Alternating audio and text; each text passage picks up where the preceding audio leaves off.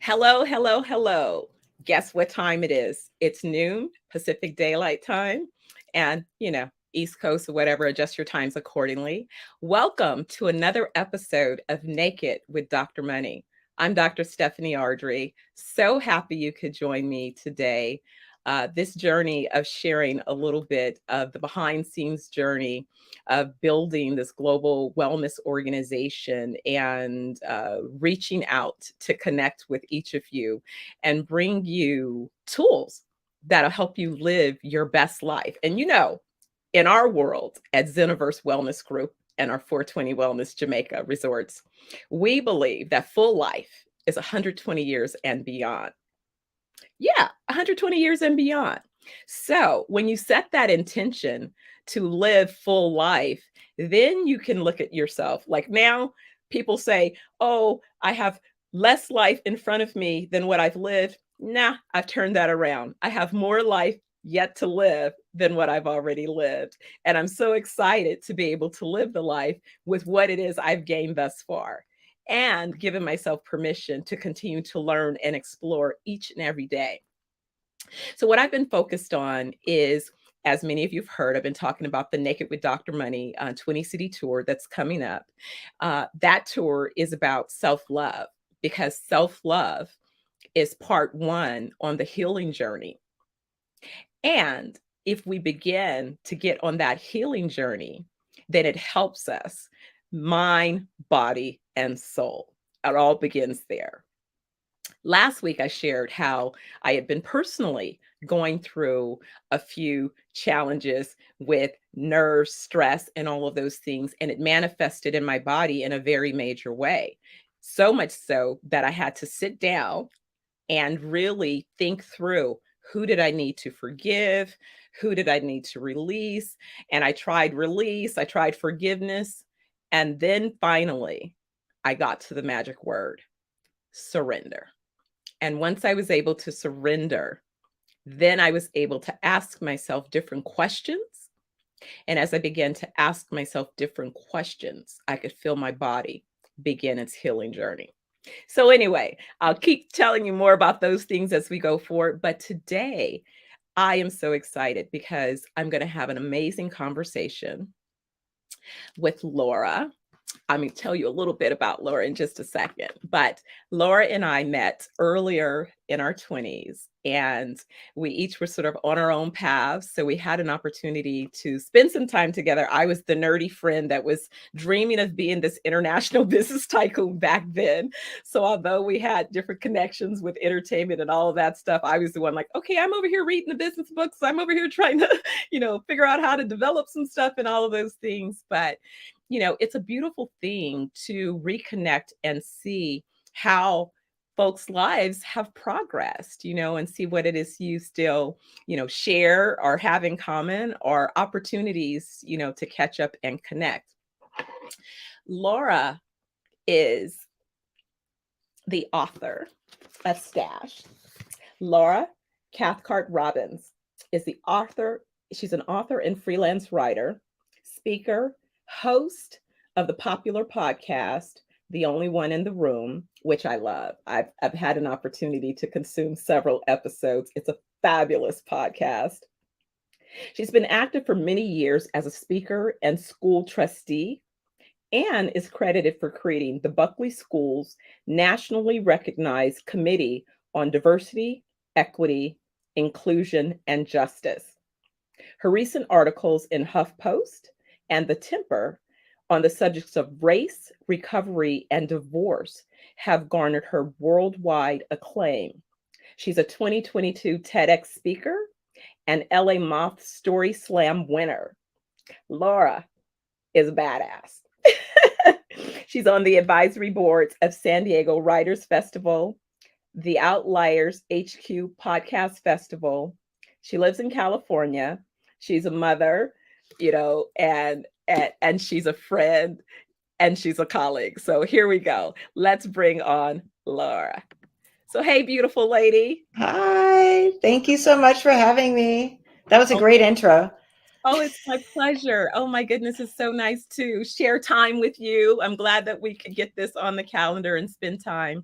Laura, I have to tell you, Yeah. I think social media is beautiful in a sense that it's allowed a way to have a relationship kind of in a way that sometimes we couldn't have relationships because we're all so busy running in so many different directions. So even though Yeah. there's been a gap, it sort of feels like, well, I kind of know a couple things here and there, right? Not everything, but a couple things. So it's nice Yes. to really, just be able to have this conversation. And so, as I may have mentioned to you, I usually talk about mindset, motivations, and manifestations. So, I want to kind of talk about that, but also in the context of your book and your journey. Mm. Want to basically look at not only now, but kind of a reflection back. And I'll share with you something that I heard earlier today. I was listening to an interview with Janelle Monáe. I love her. Said, I know she's so wonderful.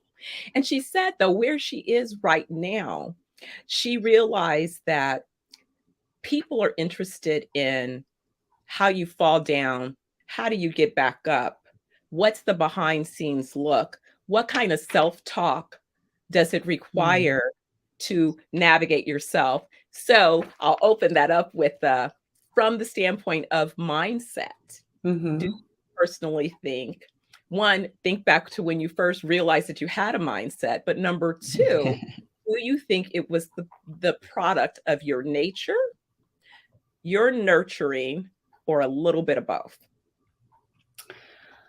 I think that it was probably more the product of my nurturing than my nature.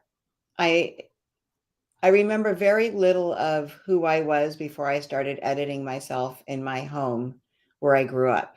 Mm, And there was this cult in my home. It would get violent if I rubbed my stepfather the wrong way. mm, So I learned very quickly to make everything stop that was violent by being small, by pleasing, you mm, know, somebody. What about this? Or offering something, or offering behavior that I knew would be pleasing.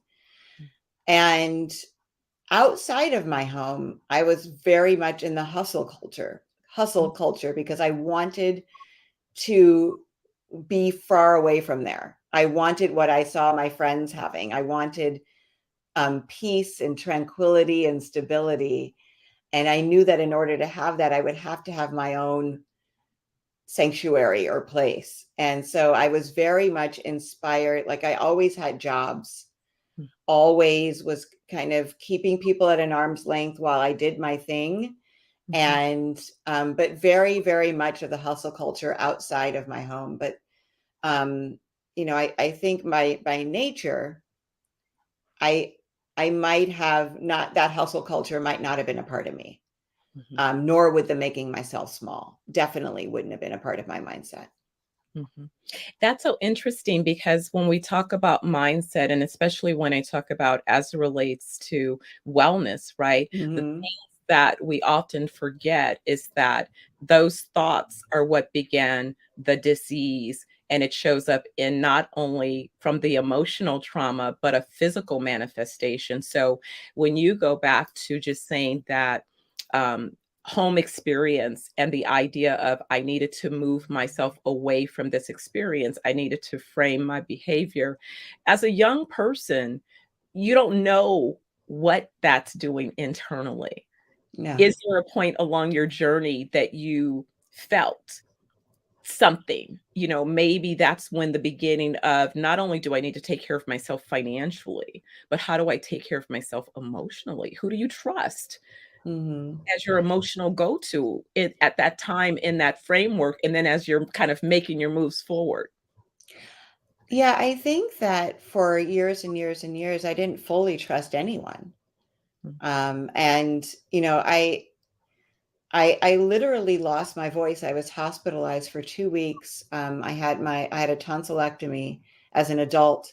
I was an early mom. My kids were little. I was in my early 30s, and I lost my voice and had to be hospitalized because the surgery there was so much scar tissue in my throat. And as I was laying there unable to talk in the hospital, which is a horrible place to contemplate anything, Mhm. I was realizing that I literally lost my voice in my life. You know, that this is how my making myself small had manifested. Where I don't have a voice. I can't even tell the nurses what I want. Like literally, I couldn't do that, but also figuratively and metaphorically, I had lost my voice. And Mhm. I didn't start to get my voice back for another 10 years. Okay. But I realized it at that point. So did you have a support system like aunts or some other kind of safe place or safe space?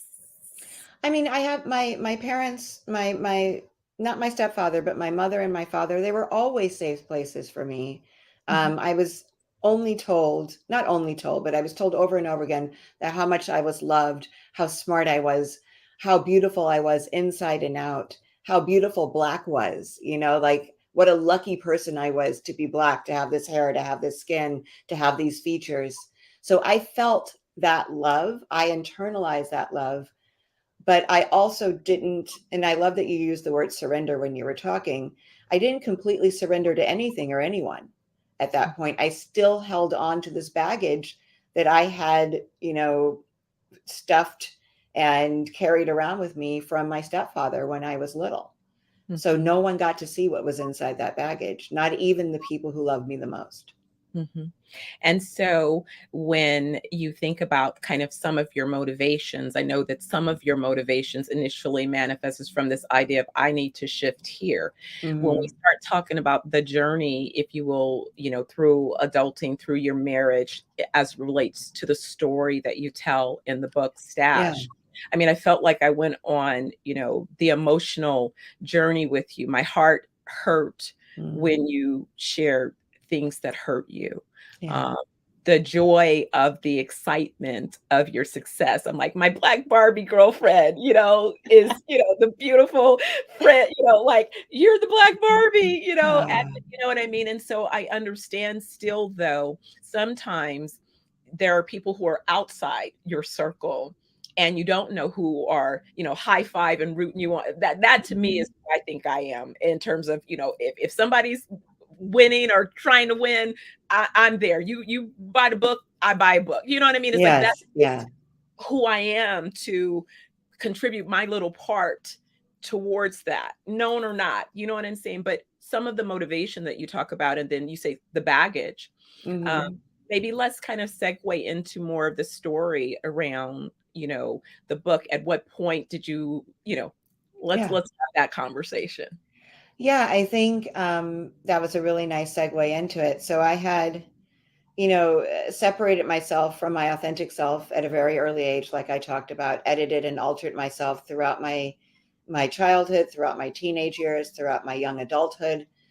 And then I was this mom who really didn't know what she was doing as a mom. I was trying to learn kind of on the job by watching other people. I was a wife and I didn't know what I was doing as a wife. I'm not domestic. I'm not girly. I'm not any of the things that I saw being exhibited around me. And I tried to blend in because blending in is the way I survived my childhood. Blending in and not making waves and not standing out was the way I survived. So I do that instinctually.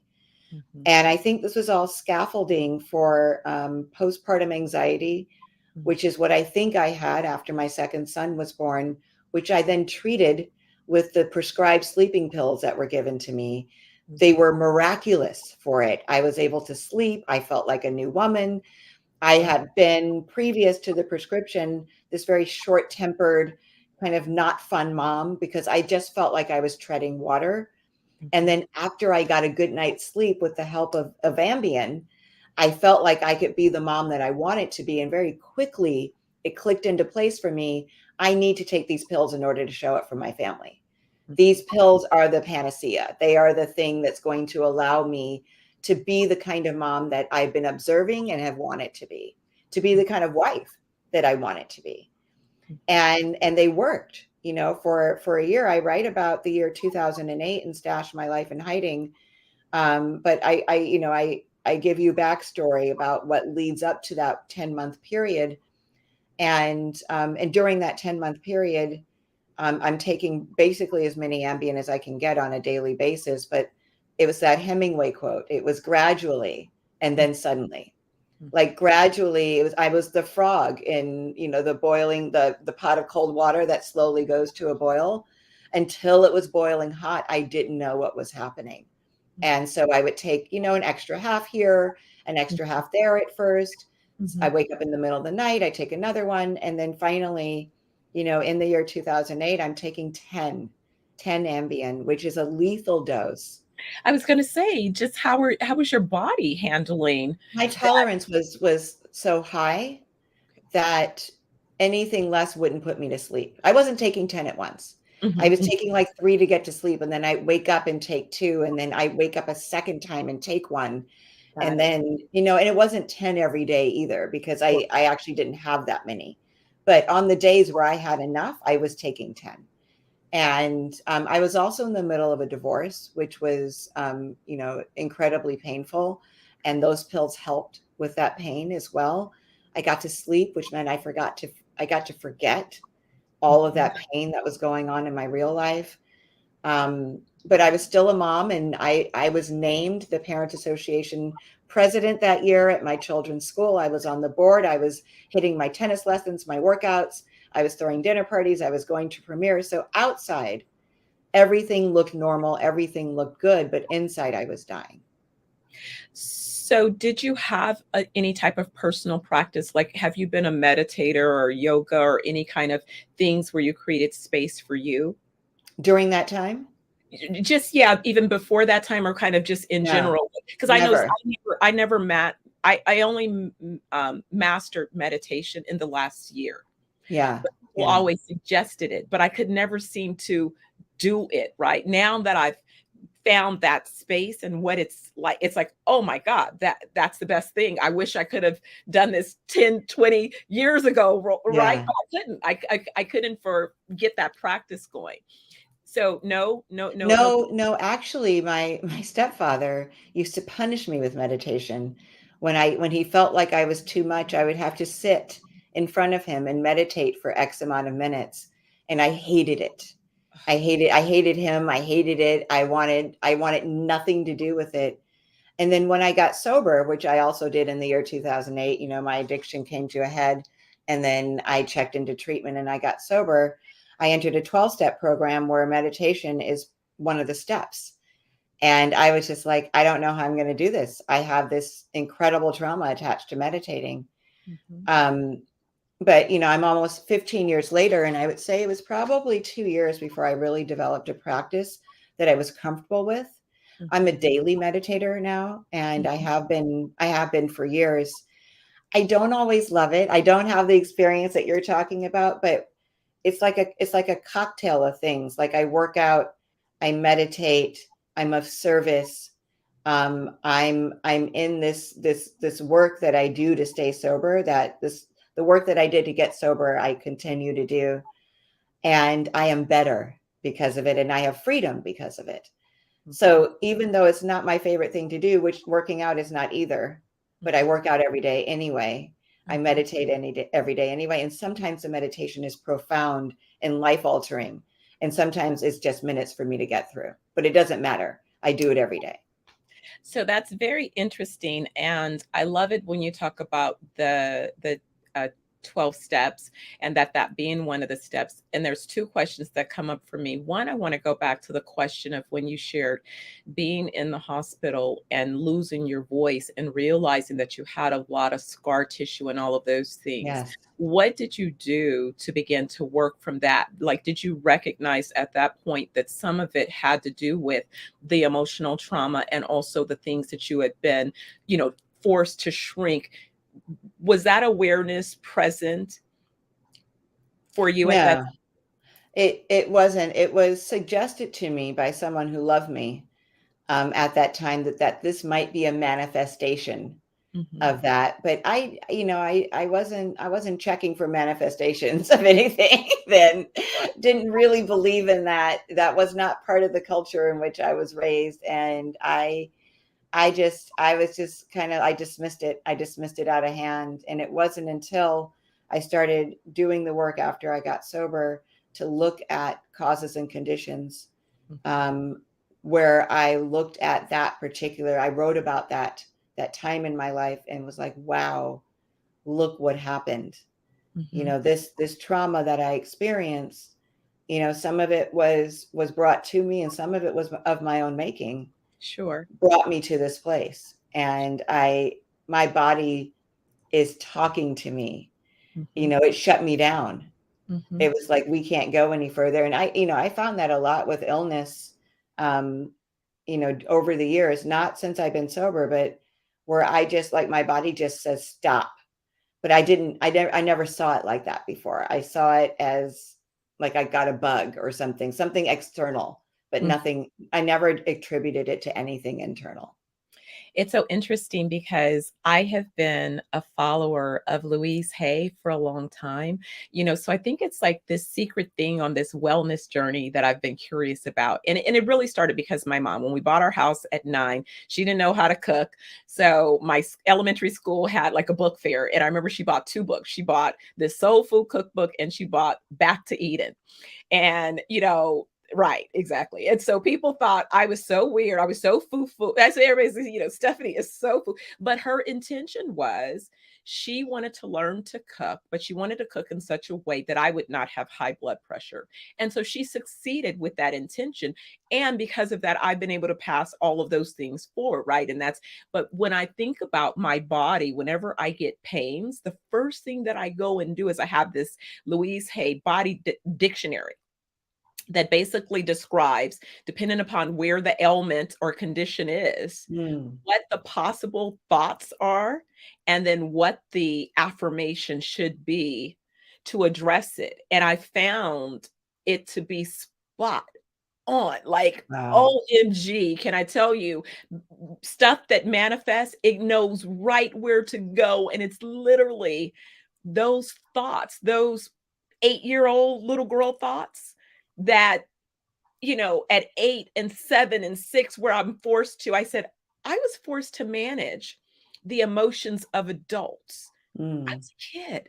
Why am I trying to manage and act so I can relate to you, trying to, be a small or, show up if they want you to be on stage now, show up perfectly, smile, ready to Yeah. perform, even though you could have been crying backstage to say, whatever it was, but certainly to accommodate the emotions of the adults without any regard to my own emotions as a young person. So I found myself being disconnected. So kind of with your reconnection to your voice, how was that process? How did that happen for you? I think this has been a slow process for me, maybe slower than most, because I was so resistant to the idea of any kind of spiritual work. I hadn't been raised in a spiritual home, even though meditation was part of my punishment. I had no connection. I hadn't been I'd never been in a house of worship of any kind until I went to a wedding in my teens. Like, this was never introduced to me. And the idea of doing something that wasn't just about the physical, or I could understand mental health, but emotional health was something that was completely foreign to me, and I was very resistant to that idea. So I did bits and pieces of it, but I didn't shy away from the work that was presented to me to do, but I don't know that it had the effect. It was like I was a glacier, and it took a while for me to thaw and warm up to these notions that this might be, if I wanted to not need anything again. And I mean, needing anything in the way, obviously, of drugs and alcohol, but also just anything, like anything that people use, shopping or sex or relationships or gambling or television, to not have to stop what I'm doing and consume something, however that might look. If I wanted to be free of that bondage, I would need to continue to do this work and warm up to these ideas that these were things that could support this new way that I wanted to live. So it was a slow process for me. It's still a slow process. My knee jerk is resistance when I'm introduced to anything new. And then what I've taught myself to do is to be like, okay, you're resistant, but we're going to look at this. Okay. And then we're going to try it. Okay. And we're going to try it more than once to see how it feels for us, because not everything is for me. Sure. But I won't know that unless I try. And this is something else I've learned over these last 15 years. And so then on top of that, in terms of kind of the 12-step program, that process, I have not had an opportunity to be firsthand, but I've been an observer, and I think that it has a lot of merits. There are a lot of methodologies that I've been creating because I see that people benefit from both being in community and being in conversations. But really what I'm wanting to do is connect with people where they are, right? And help them on their develop a wellness practice that allows them to address their mind, body, and soul for the rest of, their time, right, as they desire.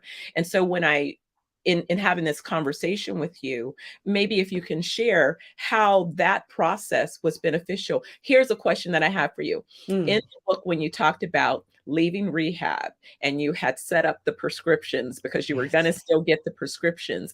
And so to me, it was divine intervention, because when you talk about just even how Scott was with you and all of those things being unusual, but really they weren't. They were aimed to help you.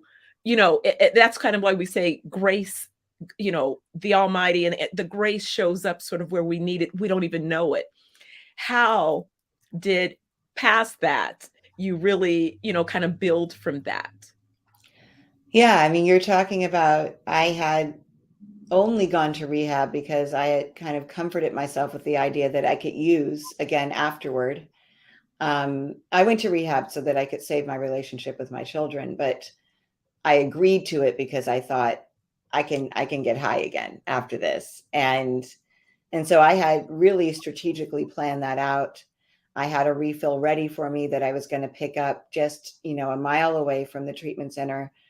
And Scott, my now boyfriend, for the last 15 years, he left that treatment center with me, which was not usual. They never let people leave together of the opposite gender. And I was either too embarrassed or too just confused as to how to get that refill with him around me. So I didn't. And then when I got back to Los Angeles, my divorce attorney she was very prescriptive about what I needed to do in order to have the best case possible. And one of those things was drug testing twice a week. And I was just like, are they asking for this? Like, why do I need to, what? And nobody had asked for it, but she thought it was a good idea. And it is. Because if anybody ever called it into question, we would have evidence, like, nope, we've been drug testing for the last 6 months and she's clean. But that to me meant that I couldn't drink or use then either. So I already missed one opportunity. And then there was the second. And so resentfully, I continued along the path that she had set out for me. But I agree with you. I think that both of these things, I can't really explain what they were, but they certainly, to me, they're not coincidence. And I feel like I've been presented with moments like that all my life. Portals or moments of grace that I have stepped through at times and not at others. And I happened to step through these two because it felt like on my own, I would have been high. Okay. But because these things were introduced into my life at these times, then I went along with what was being given to me, which was, you can't do it now. And that was, in my mind, still temporary. But, like I said, it's 15 years later and it's stuck. Right. And that's just it. And that's why, I think with anything, what I've come to recognize, I didn't understand, when they talk about the yoga practice, like, what the heck does that mean to have a practice? Now I understand. Yeah. Every day. It has to be deliberate. I was having this conversation with my son yesterday, and I was explaining to him how every morning now, before I let my feet leave the bed, when I wake up, I take time to set an intention for the day and do a meditation. And I was asking him if he was feeling my energy, because I'm hugging him and loving on him and setting the intention that he excel with ease. and that he continues to expand and grow and realize all the things that he's seeking, but with ease, that people show up and offer him opportunities that he didn't Uh, even know were available to him, and that he be able to with ease step into and then so holding that same intention for myself, right? mhm. Um, wasn't always able to necessarily articulate or know what that looked and felt like. Yeah. Now, understanding the necessity for that, because I think for me in the short term, where it shows up now, if I've taken on too much stress, I feel it in my body. Yeah. Yeah. And I know I it's Same. I absolutely feel it in my body. Whenever anything's wrong with me now, which is rare, if I have a right. headache, I'm really stopping and doing like an internal diagnostic sweep to see what's going on, because this is unusual for me to have a headache. And maybe it's as simple as I haven't had enough water that day. Could Mhm, be. mhm, But it also could be stress. And then mhm, what's that stress about? Let's look at that. So mhm. there are all kinds of, but for the most part, and I know I'm fortunate because I'm 58 years old and I don't have physical ailments. They are Right. foreign to me. Yes. But because I don't, when I do, they definitely get my attention.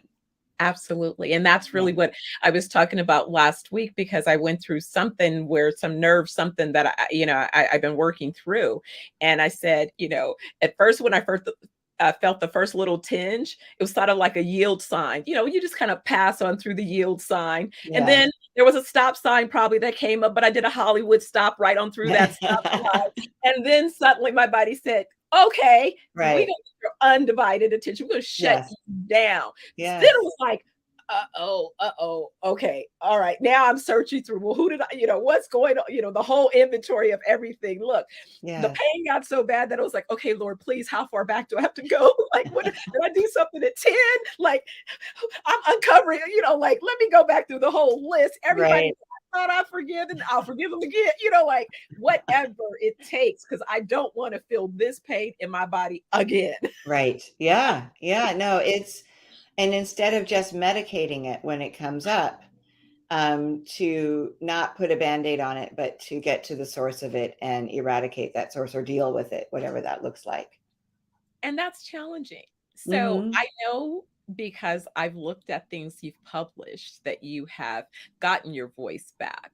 Yes. But how do you feel, if you will, in terms of not only the motivation around your voice? You understand the importance of your voice, not only with Stash, but all of the other things that you've published, because you have a unique perspective. But how do you feel about your voice and the importance of people gravitating towards your messages?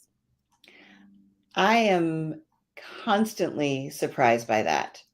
It is, I feel like I can't not use my voice now, but I'm constantly surprised when people want to hear it. Like when I show up to do an event and there are people there, I'm like, what is happening? You're here to hear me talk?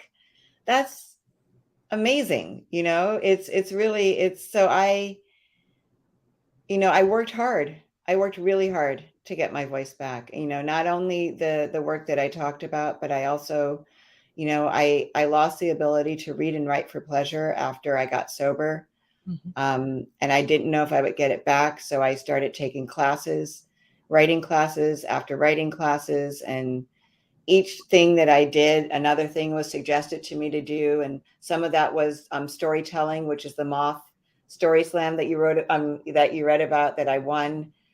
Standing on a stage in front of an audience, I'm not the actress girl. Like, I'm not that person that does that. And it's not a comfortable place for me innately. But I pushed through all that because this was suggested as a building block for doing what I want to do, which was write the book that I needed when I was getting sober, just because there wasn't any. And I knew that voice was needed. I didn't know that it needed to be mine at the time, because I thought for sure between now and 15 years from now, someone else would have published one, but nobody did.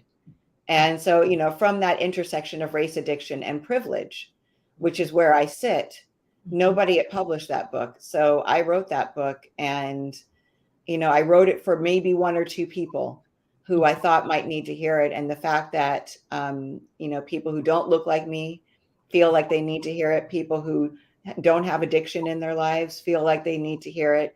People that aren't dealing with divorce, like people that aren't parents. These are all the messages that I'm getting from people who connect with it, which means to me that I need to keep using my voice in the way that I've been using it. But it's still surprising to me. But that's the blessing. And I think that's the beauty that a lot of times we don't necessarily know or understand when we're going along our journey. I found myself of late encouraging people even harder to, take a stand, use their voice in however it is they've been motivated, which is why with the wellness, I say that we focus on mind, body, and soul. And that soul part is about helping you connect to your ancestral assignments and help you have the community that will allow you to keep manifesting and bringing those assignments forward, right? Because I think that, listen, if we live into 120 years, we got a lot of stuff to be doing, right? We do. I'm not sitting in front of nobody's TV. Look, because the best way to live is to be moving. So that means we have a lot of stuff to do. Indeed, we do. I want to be engaged in all of that, right? And I want to be in those conversations. I want to have conversations like this. Actually, I can't wait to feature you at our resorts as part of one of the things that we will be doing is having different conversations where we're bringing people together, because I can see the benefit of people being able to be in a close environment, but also being able to get their nutrition and all those other things that we bring to the table and feeling awesome, right? Yeah. Living your best life, while doing the things that you love doing, such that it's not like work. It's just, I'm just living and being authentically true to me. I can't wait. So you let me know when, and I will be there. Absolutely. Absolutely. Well, I know that we've talked about a few things. Is there anything that I missed that you want to touch on? Well, since this is still the month of May and it is a Mental Health Awareness Month, I would just like to give a shout out to all our communities of culture where these things are discussed in secret and in whispers, and people who go get help are looked, get the side eye or get shut down by family members because we don't tell our business out there. It is as important as going to the doctor to get your checkup, to deal with things that come up for you mentally. If I had dealt with my postpartum anxiety in a meaningful way at the time, I might not have needed to treat it with a medication that I later became addicted to. But I was afraid to discuss it with my doctor because of all the messaging I had got. So for Mental Health Awareness Month, it is health that we're looking for. Forget the mental. You're looking for health. And that's light work, right? It's not the heavy work that you think. You were just going to make the way that you engage with the world better for you and for everybody else. So that's my plug for Mental Health Awareness Month, especially for communities of culture. Oh, I love that. And that is so perfect. That's definitely my idea behind the self-love tour, because, there are tools right now that people can use right now, immediately when you're in pain, to stop. You had an emotional situation here. Take care of this so that you keep that from manifesting in your body. Because oftentimes when we look back, I know, when I talk to the medical team, they'll say, when we look back, the person will tell they had a stressful situation, and then a year later, they have this chronic condition that lo and behold, they didn't realize was also taking root because of that particular emotional trauma not being addressed. Yes, absolutely. And so where are you speaking, or where could someone find out more about your upcoming speaking? Should they go and follow you and podcast? So give those details. Please. I on social media, I live on Instagram. It's at Laura Cathcart Robbins. That's CATHCART Robbins, ROBBINS. Obviously, it's on the screen in front of you. I'm at Laura Cathcart Robbins, but I'm also at theonlyonepod.com. The name of the podcast is The Only One in the Room. So it's theonlyonepod.com. There you'll see everything, all the speaking, all the events, all the interviews, all the articles, the book, everything. Fabulous. Fabulous. Well, I hope this is just one of many future conversations. Me too. Again, a true friend and fan, and Yes. so proud of all of your continued journey. And I just want to applaud you again for the courage, because you're right. The reason that there wasn't one before was somebody had to have the courage to be willing to be naked. Yes. And you were willing to share the story, kind of, irrespective of opinions or concerns. This is the journey that I feel comfortable with sharing.